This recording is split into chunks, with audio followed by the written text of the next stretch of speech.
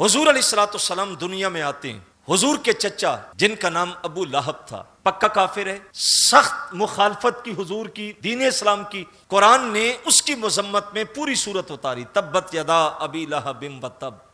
آسمانوں سے پوری سورت اترے، اتنا پکا کافر، اتنا سخت مخالف۔ لیکن جب حضور دنیا میں آئے تو اس کی لونڈی تھی جس کا نام صوبیہ یا سویبہ تھا، اس نے دوڑتے دوڑتے جا کے خبر دی کہ آپ کے مرحوم بھائی عبداللہ کے گھر بیٹا ہوا۔ عربوں کا رواج تھا کہ جب خوشی ملتی تھی تو غلام آزاد کرتے تھے، تو انگلی سے اشارہ کر کے اس کو کہا جا تو آزاد ہے۔ بعد میں حضور کی مخالفت کی، دشمنی کی، جب دنیا سے چلا گیا حضرت عباس بن عبد المطلب نے خواب میں دیکھا، کہا بتا ساری زندگی رسول اللہ کی مخالفت کی ہے، مرنے کے بعد کیا پایا؟ اس نے کہا میں نے مرنے کے بعد ایک لمحے کا سکون بھی نہیں پایا، لیکن جب پیر کا دن آتا ہے، جس انگلی کے اشارے سے میں نے اپنی لونڈی کو آزاد کیا تھا، جب وہ دن آتا ہے تو اس انگلی سے مجھے ٹھنڈا اور میٹھا مشروب ملتا ہے، اس کے سوا میرے اوپر کوئی لمحہ سکون کا نہیں ہے۔ شیخ عبدالحق محدث دہلوی لکھتے ہیں کہ اتنا پکا کافر کہ جس کی مذمت میں قرآن کی سورت اترے، اگر وہ بھی نبی سمجھ کے نہیں